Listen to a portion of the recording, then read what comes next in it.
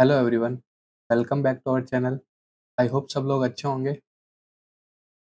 तो पिछले लेक्चर में जो हमने टॉपिक डिस्कस किया था, कुछ उसके ऊपर बेस्ड कुछ क्वेश्चंस करेंगे आज हम लोग। तो चलिए शुरू करते हैं हमारे फर्स्ट क्वेश्चन से। तो फर्स्ट क्वेश्चन है, determine the maximum acceleration of A train in which a box lying on it's floor will remain stationery given that the coefficient of static friction between the box and the train floor is 0.15.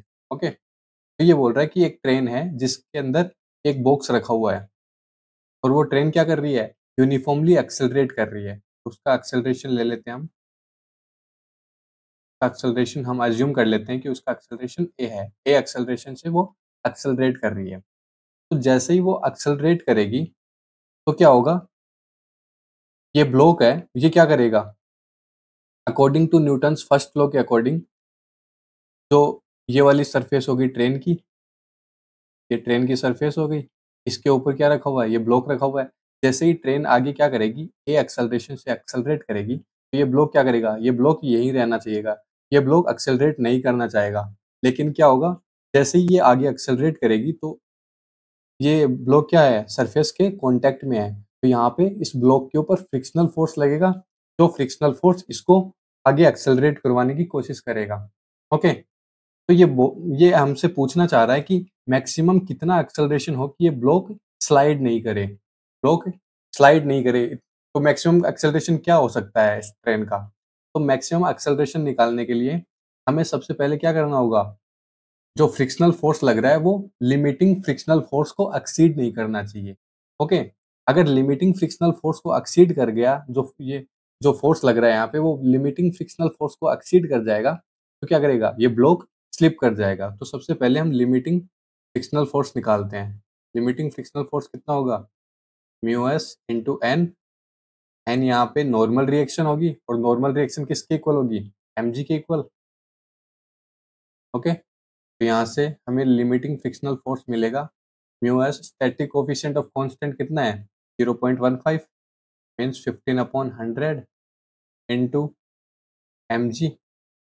Okay, ये हमें मिल गया, क्या मिला, ये हमें मिला limiting frictional force. Okay, तो हमें ये क्या करना है, ये किसके इक्वल करना है, ये हमें जो ब्लॉक के ऊपर फोर्स लग रहा है एफ, जो किसके इक्वल है, ब्लॉक के मास इनटू एक्सेलरेशन के इक्वल। क्योंकि अगर ट्रेन ए एक्सेलरेशन से एक्सेलरेट करी है तो ब्लॉक भी ए एक्सेलरेशन से एक्सेलरेट करेगा। अगर ऐसा नहीं होगा तो ब्लॉक क्या करेगा, इस पे स्लिप कर जाएगा, तो ब्लॉक को भी ए एक्सेलरेशन से एक्सेलरेट करना पड़ेगा। ओके, तो टोटल फोर्स एम ए हो जाएगा, जो किसके इक्वल होना चाहिए, जो लिमिटिंग फ्रिक्शनल फोर्स के इक्वल होना चाहिए। तो यहाँ से हम बोलेंगे कि एम ए किसके इक्वल होना चाहिए, लिमिटिंग फ्रिक्शनल फोर्स के इक्वल होना चाहिए, जो कि है 15/100 इंटू एम जी, इसके इक्वल होना चाहिए। ओके, तो यहाँ से एम से एम कैंसिल आउट हो जाएगा और हमारा एक्सेलरेशन कितना आ जाएगा, एक्सेलरेशन आ जाएगा 15/100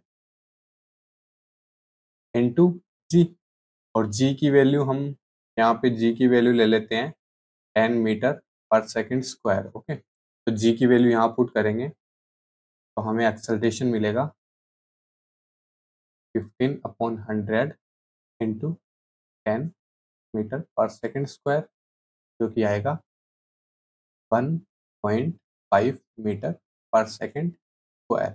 ओके, तो यहाँ से हमें मैक्सिमम एक्सेलरेशन मिलेगा, a maximum should be equals to 1.5 metre पर second square.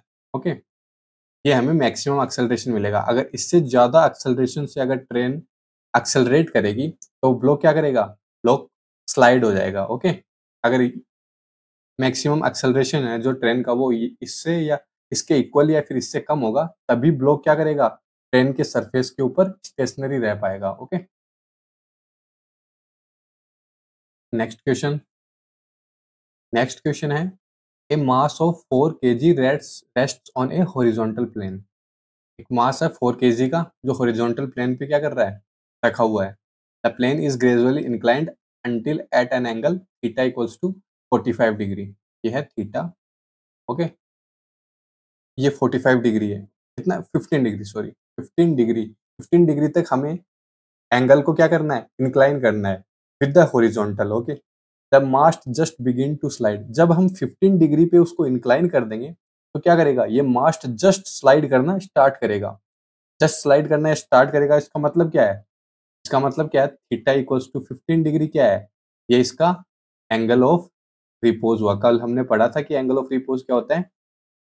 Angle of repose वो एंगल होता है जिसपे जो हमारा मास रखा हुआ है उस सरफेस पे वो जस्ट स्लाइड करना स्टार्ट करे। ओके, तो एंगल ऑफ रिपोज हमें यहाँ से कितना मिल गया, 15 डिग्री। ओके, और हमें निकालना क्या है, what is the coefficient of static friction between the block and the surface. हमें स्टैटिक फ्रिक्शन का कोफिशिएंट निकालना है। ओके, तो कल हमने एक रिलेशन डिराइव किया था, रिलेशन डिराइव किया था स्टैटिक कोफिशिएंट ऑफ फ्रिक्शन और एंगल ऑफ रिपोज के बीच में। वो क्या था, static coefficient of friction is equals to tan inverse of, oh sorry, this is equals to tan theta. Okay, और यहाँ हमने डिराइव किया था थीटा जो कि एंगल ऑफ रिपोज है, जिसको हमने अल्फा लिखा था बेसिकली। अल्फा किसके इक्वल था, tan इनवर्स म्यू एस के इक्वल था। ओके, ये हमने कल डिराइव किया था। तो यहाँ से हमें एंगल ऑफ रिपोज पता है और हमें निकालना क्या है, स्टैटिक कोफिशिएंट ऑफ फ्रिक्शन निकालना है। तो वो निकालने के लिए हम क्या करेंगे, mu S equals to tan inverse को इधर भेजेंगे तो वो हो जाएगा tan अल्फा, और यहाँ पे अल्फा को थीटा बोला गया है और वो किसके इक्वल दिया हुआ है, 15 डिग्री के इक्वल दिया हुआ है। हम यहाँ से निकाल लेंगे, हम यहाँ से निकाल लेंगे mu S is equals to tan 15 degree. Okay, तो tan 15 डिग्री की वैल्यू निकालेंगे तो वो आएगी अप्रोक्सीमेट 0.268। तो ये हो जाएगा हमारा static coefficient of friction.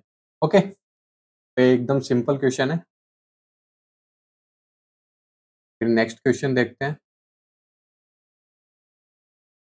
Next question बोल रहा है what is the acceleration of the block and trolley system shown in the figure if the coefficient of kinetic friction between the trolley and the surface is 0.04, what is the tension in the string, take g equals to neglect the mass of the string। Okay, ये बोल रहा है कि हमें निकालना क्या है यहाँ पे, एक्सेलरेशन ऑफ द सिस्टम, इस सिस्टम का एक्सेलरेशन निकालना है और ये जो टेंशन है इस स्ट्रिंग में वो निकालनी है। ओके, स्ट्रिंग की क्या निकालनी है, टेंशन निकालनी है। ओके, और यहाँ पे हमें दिया हुआ है कि ट्रॉली और जो सरफेस है इसके बीच में काइनेटिक फ्रिक्शन कितना है, kinetic coefficient of kinetic friction कितना है, 0.04 है। तो यहाँ पे हमें बताया गया है कि एक ट्रॉली मूव करेगी तो यहाँ पे काइनेटिक फ्रिक्शन लगेगा, काइनेटिक फ्रिक्शन लगेगा तो काइनेटिक फ्रिक्शनल फोर्स निकाल लेते हैं हम।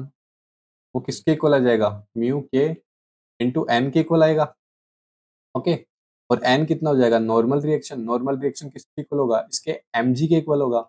इसका मास कितना है 20 kg इंटू जी 10 हो गया। ओके, तो ये हमें नॉर्मल रिएक्शन मिलेगा 200 Newton. Okay, normal reaction 200 Newton है तो यहाँ से हमें काइनेटिक फ्रिक्शनल फोर्स कितना मिलेगा, म्यू के जो कि है 0.04 इंटू नॉर्मल रिएक्शन जो है 200। ओके, तो ये हमें मिलेगा यहाँ से 8 न्यूटन। ओके, कितना मिलेगा, 8 न्यूटन का हमें काइनेटिक फ्रिक्शनल फोर्स मिलेगा यहाँ पे।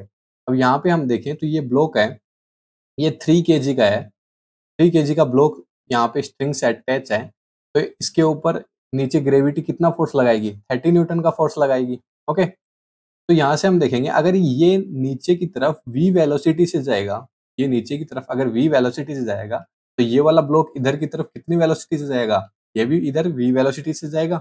ओके, अगर ये नीचे की तरफ a एक्सेलरेशन से एक्सेलरेट करेगा तो ये वाला ब्लॉक भी इधर की तरफ a एक्सेलरेशन से एक्सेलरेट करेगा। ओके, तो हम यहाँ से देखते हैं कि ये जो ब्लॉक है इसकी एफबीडी बनाएंगे, क्या बनेगी, नीचे की तरफ 30 न्यूटन का फोर्स है और ऊपर की तरफ टेंशन, जो स्ट्रिंग में टेंशन है वो लग रहा है इस पे। ओके, और ये क्या कर रहा है, नीचे की तरफ एक्सेलरेट कर रहा है। सपोज करते हैं कि नीचे की तरफ एक्सेलरेट कर रहा है ए एक्सेलरेशन से, तो इस पे टोटल फोर्स कितना हो जाएगा, m इंटू ए। ओके, तो यहाँ से हम क्या लिख सकते हैं, m इंटू ए, m जो कि मास ऑफ दिस ब्लॉक है 3 kg into acceleration of this block is equals to total force on this block. Total force कितना है, नीचे की तरफ 30 न्यूटन माइनस ऊपर की तरफ t। ओके, तो हमें हमें यहाँ से एक इक्वेशन ये मिलेगी। ओके, इसको बोल देंगे हम फर्स्ट फर्स्ट इक्वेशन। ओके, फिर हम ये वाला ब्लॉक देखते हैं 20 kg वाला। अगर 20 kg ब्लॉक की हम एफबीडी बनाएंगे तो इस पे इधर की तरफ क्या लग रहा है, टी टी टेंशन लग रहा है, और पीछे की तरफ काइनेटिक फ्रिक्शन लग रहा है। ओके, काइनेटिक फ्रिक्शनल फोर्स लग रहा है जो कि कितना है, 8 न्यूटन है। Okay, 8 Newton. ओके, और इसके ऊपर ये टोटल ये क्या कर रहा है, इधर की तरफ ए एक्सेलरेशन से एक्सेलरेट कर रहा है, तो इसके ऊपर टोटल फोर्स कितना हो जाएगा, m इंटू ए, इस ब्लॉक का मास इंटू इसका एक्सेलरेशन। इसका मास 20 kg है, तो लिख देते हैं capital M into acceleration is equals to, इस पे टोटल फोर्स कितना है, T माइनस 8 न्यूटन। ओके, ये हमें मिली हमारी सेकेंड इक्वेशन। जब हम इन दोनों इक्वेशंस को सोल्व करेंगे तो पहली इक्वेशन क्या हो जाएगी, 3 kg, तो 3a is equals to 30 minus T, फिर बनेगी 3a equals to 30 minus T. और दूसरी इक्वेशन क्या थी, दूसरी इक्वेशन है 20a, यहाँ पे मास कैपिटल M की वैल्यू है 20 kg, तो 20a equals to t minus 8। 20a equals to t minus 8। तो यहाँ से हम t की वैल्यू निकाल के इस वाली इक्वेशन में पुट करेंगे तो हमें एक्सेलरेशन मिलेगा। तो यहाँ से t की वैल्यू कितनी आएगी, यहाँ की वैल्यू आएगी 30 माइनस 3a। ओके, तो ये इसमें पुट करेंगे तो ये होगा 20a, 20a equals to T की जगह हम पुट करेंगे 30 माइनस 3a माइनस 8। तो यहाँ से हमें मिलेगा, ये माइनस का 3a इधर आएगा तो ये हो जाएगा 23a इक्वल्स टू 30 माइनस 8 22। तो यहाँ से हमें एक्सेलरेशन मिलेगा कितना, 22 अपॉन 23 मीटर पर सेकेंड स्क्वायर। ओके, तो ये हमें मिला एक्सेलरेशन। तो ये हो गया एक्सेलरेशन ऑफ सिस्टम। ये इस एक्सेलरेशन से सिस्टम क्या करेगा, ये वाला ब्लॉक नीचे की तरफ एक्सेलरेट करेगा और ये वाला ब्लॉक इस इधर की तरफ एक्सेलरेट करेगा। ओके, तो ये तो मिल गया हमें एक्सेलरेशन। अब हमें क्या निकालना है, what is the tension in the string, string के अंदर टेंशन क्या होगी। ओके, टेंशन निकालने के लिए हमें पता है कि क्या हमें बस यहाँ पे एक्सेलरेशन की वैल्यू पुट करनी है। तो यहाँ से हम निकाल लेंगे t equals to 30 minus 3 into acceleration की वैल्यू पुट करेंगे यहाँ पे 22 अपॉन 23। तो ये आएगा, यहाँ से टी की वैल्यू निकल के आएगी अराउंड 27.1 न्यूटन। ओके, तो ये हो जाएगा स्ट्रिंग के अंदर टेंशन। ओके,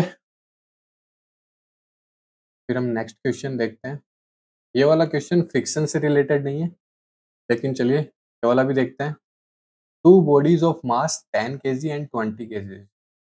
ये ब्लॉक ए है, इसका वेट 10 kg है, इसका 20 kg है, और ये क्या कर रहे हैं, स्मूथ सरफेस पे, ये वाली सरफेस यहाँ स्मूथ है, रफ नहीं है, यहाँ पे इस बार फ्रिक्शन नहीं होगा, ये फ्रिक्शन लेस सरफेस है। ओके, और ये एक स्ट्रिंग से बंधी हुई है। अब हम क्या कर रहे हैं, पहले केस में हम क्या करेंगे, केस नंबर 1 में हम क्या करेंगे, सॉरी ये वाला केस नंबर 1 है। केस नंबर 1 में ए वाले ब्लॉक पे हम क्या कर रहे हैं, फोर्स अप्लाई कर रहे हैं, कितना, 600 न्यूटन का फोर्स अप्लाई कर रहे हैं, 600 न्यूटन का। तो ये पूछ रहा है कि स्ट्रिंग के अंदर टेंशन क्या होगी। ओके, तो हम अगर इस केस में स्ट्रिंग के अंदर टेंशन निकालेंगे तो कैसे निकालेंगे, इस वाले ब्लॉक की एफबीडी बनाएंगे, ब्लॉक बी की एफबीडी बनाएंगे, तो इस पे इधर की तरफ कितना फोर्स लग रहा है, T2 टेंशन लग रहा है, और इस ब्लॉक का मास 20 kg है। ओके, और इस वाले ब्लॉक की एफबीडी बनाएंगे तो इसका वेट 10 kg है, और इस इधर इसके ऊपर F फोर्स लग रहा है और इधर की तरफ T2 लग रहा है।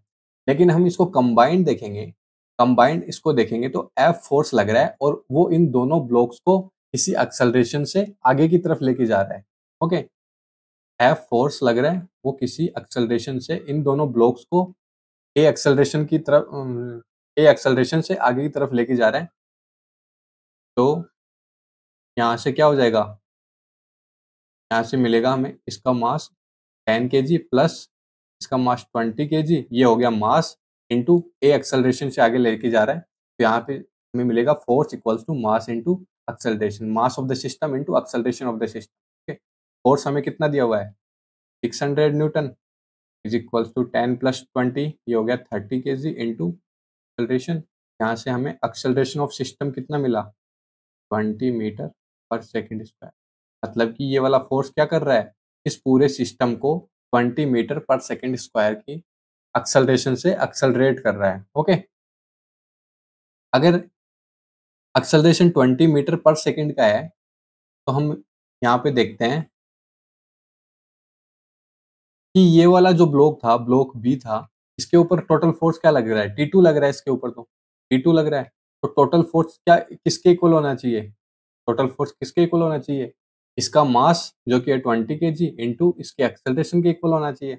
और एक्सेलरेशन की वैल्यू हमने निकाली है कि 20 मीटर पर सेकंड है। तो यहाँ से यहाँ पे अगर हम एक्सेलरेशन की वैल्यू पुट करेंगे तो यहाँ से हमें T2 की वैल्यू मिल जाएगी जो कि है टेंशन इन द स्ट्रिंग। तो T2 की वैल्यू मिलेगी हमें 20 इंटू इसका एक्सेलरेशन जो कितना है 20। तो यहाँ से हमें T2 मिलेगा 400 न्यूटन। ओके, तो ये मिल गया हमारा स्ट्रिंग, इस वाली स्ट्रिंग में टेंशन। ओके, ऐसे ही अगर हमें इस वाली स्ट्रिंग में टेंशन निकालनी है, इस बार क्या कर रहा है, ये फोर्स बी वाली साइड लगा रहा है, ब्लॉक बी के ऊपर फोर्स लगा रहा है। तो फिर से हमारा फोर्स किसके इक्वल हो जाएगा, मास इंटू एक्सेलरेशन के, मास तो फिर से 10 केजी प्लस 20 केजी कितना हो गया 30 केजी इंटू इसका पूरे सिस्टम का एक्सेलरेशन ए। तो यहाँ से एक्सेलरेशन फिर से कितना आ जाएगा, अगर एफ की वैल्यू फिर से कितनी है 600 है, तो एक्सेलरेशन कितना आ जाएगा फिर से 20 मीटर पर सेकेंड स्क्वायर आ जाएगा।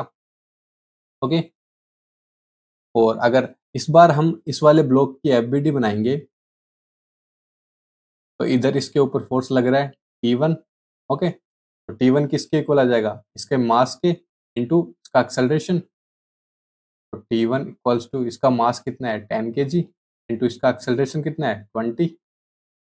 तो हमें यहाँ से मिलेगा T1 equals to 200 Newton. Okay, तो ऐसा क्वेश्चंस भी आपको देखने को मिल सकते हैं एग्जाम में। ओके, तो आज के लिए इतना ही, मिलते हैं अपन नेक्स्ट लेक्चर में। तब तक के लिए हंसते रहिए, मुस्कुराते रहिए। Thank you.